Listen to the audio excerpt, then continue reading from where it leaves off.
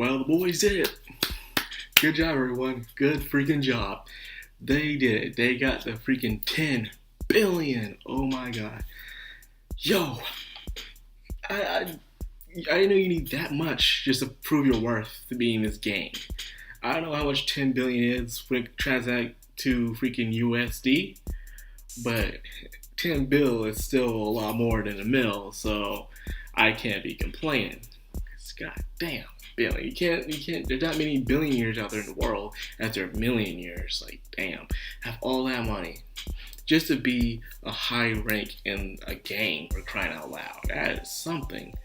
Now, where Bruno left the money was probably no one could ever see coming. We all knew that he could have used his stand to hide the stash somewhere on the island, because, that's a no-brainer, but the question was where? And he used it inside of a urinal, inside of a bathroom. That's something else. That's, like I said, this is a handy stand, a stand I wouldn't mind having for myself. Yo, the possibilities of this stand to get you out of any unlucky situation is just freaking amazing. Now, with all the praise, this is why everyone just in the group just loves Bruno. He is a reliable guy. He's a dude with a straight and narrow vision and knows what he wants to do. But then again, Mr. said himself, the ball truly started rolling is when Gino came along, and he could be a lucky boy for all we know. And he is the son of Dio, so more likely, of course, he's going to have this luck to make things start going. So those two combined, and with the rest of the team, of course, these people are going to go places, especially when it comes to being high gang members of Passion. Have that being said, we got introduced to a new mission, just like that, so no time to celebrate. In fact, they immediately had to get down to business. So since Bruno is now the new capo of this area, he must take on the responsibilities of Popolo, which is gambling and smuggling and stuff like that. And he also must complete the missions that he failed to complete as well. And one of his missions was, ironically, heads directly towards the boss. So recently, after this woman died, she had a daughter named Trish, and Trish is the boss's daughter. The only reason why they know this is because the Trish's mother said the name of one of the fake names that the boss was using. As we all know, no one knows who the boss is, but when the boss gets around in his past, he would use different names and probably disguises to make himself look different so no one knows who he is. So since knowing that name, people are now, of course, going to be after Trish. They're probably going to use Trish as a ransom or a hostage in order to get what they want, or find some way or connection to get to the main boss so they can take over the organization and lead in the drug smuggling of the country. Of course, we all know Bruno and Gino just can't stand drugs in their country or in their area. And if there are drugs, they don't like it being given to children. So now, of course, they're going to take on this. But however, Trish is a bit of a bitch. She's a bit of a bitch. She literally asked Fugo to take off his jacket so she can use it as a handkerchief. Instead of using some towels, this girl is so on her high horse. My god. Like, the minute I saw her, I got a little triggered. But nah, man. She is fucking terrible. She has that spoiled little brat attitude. Like, my god. The attitude where you have where you don't want to protect her. You're like, oh god. I hate my job. I'm supposed to be a gang member, not a freaking bodyguard. But nope, you gotta protect this little runt. And she is spoiled. Like, she would rather die than drink anything that isn't mineral water from France. She needs high quality stockings and fresh organic vegetables to survive in this very fragile world of hers. Like, oh my god. Like, this seeing this girl talk already triggered me. And in a way, it was a very nice balance. Because, the beginning, it was this nice high-end praise for, like, good job for Bruno and the gang for finally ranking up, getting promotions, and now they can have control over the area instead of just being underlings. And then that party immediately crashed when they found out that they had to have a job from the boss, and they go straight into being with Trish. Trish of all people, my god. I do like her design though, one thing. It's very interesting, I've seen it before, the forehead rose, forgot the name of that hairstyle. I've seen it in other animes especially in the Girls and Panthers manga. I've seen that kind of hairstyle. It's a very unique one that not many people use, probably because it's very difficult to draw. And you have to constantly draw it and stuff like that. But other than that, I do understand where she's coming from. Probably because of this, she probably was raised with a silver spoon in her mouth, Trish. And because of that, she won't accept anything else. For a girl to have her mom die, she is pretty heartless. But I guess she understands her situation and she says, hey, she might as well go with it.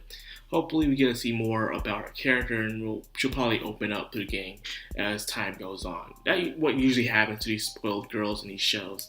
They are on their high horse, but as they get to know the people, they'll open up and then they realize that they're no different from they are. So we might hate Trish now, but who knows, probably down the road she will become a better person, hopefully. Now, for the second part of this episode, we have gained some information that some people have betrayed Passion, and now they're out to kill or capture Trish's daughter. Or they're trying to find out what's going on in the situation with Popolo and Adef and who is now in control of the area. Seems like a group of assassins and mercenaries are out now to kill them. Now, the rare of this episode is about Naracha. He is not the youngest, and he is not a girl. I remember in the books, when we first read the manga, people would say, is that a trap? Is that a girl? Is a very muscular girl? No, it's not a muscular girl, it is a boy. When I first read it, I didn't even think it was a girl, like a lot of people did. A lot of people thought Naracha was a girl in the books, but no, it's a boy. It's definitely a boy, and he's actually a lot older than he appears to be. I believe he is older than Jirano, actually. Yeah, Jirano is like 14, 15 or something. He is 17, so he's also... Of course, Jirano can ride a car too, but still. He is 17, so he's way older than Jirano is. And so next to him is Paco, and then it's Fugo, or probably Mista, then it's Bruno. Then that's it. Now, have that being said, his stand, Aerosmith, they call it the little bomber in this. The freaking little bomber. I'm like, are you...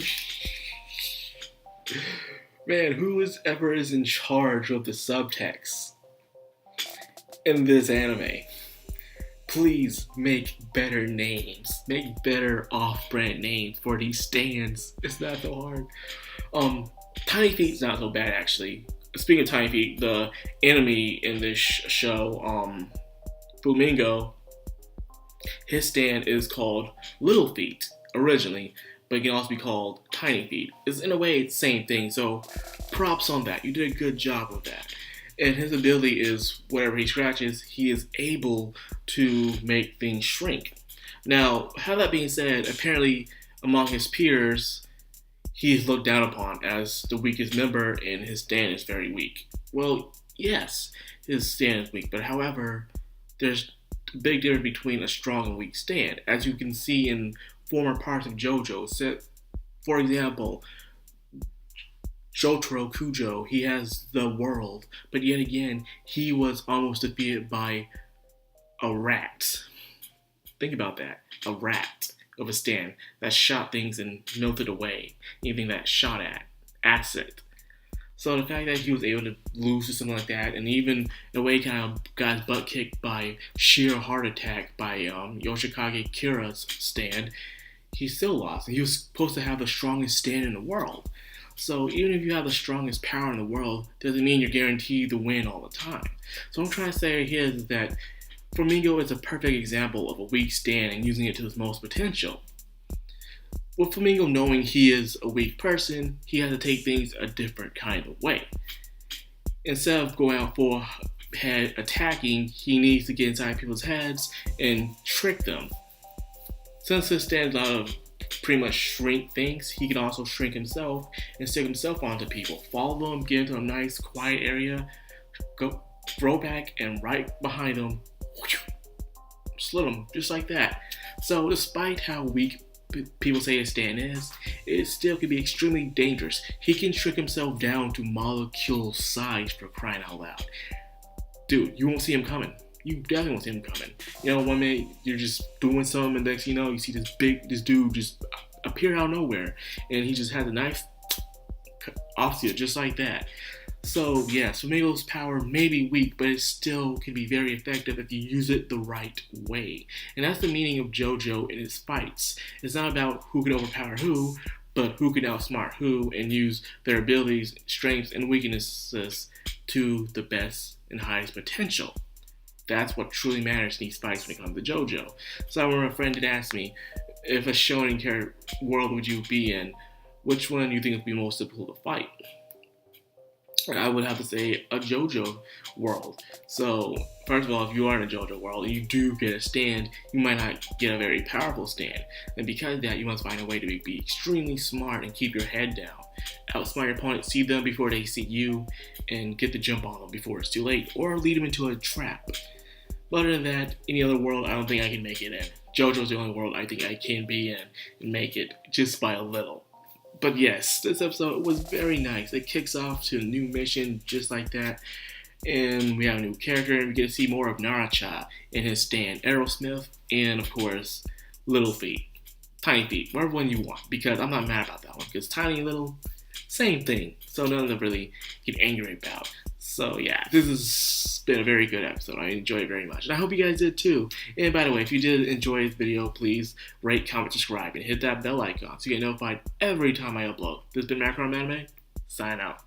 Have a good one.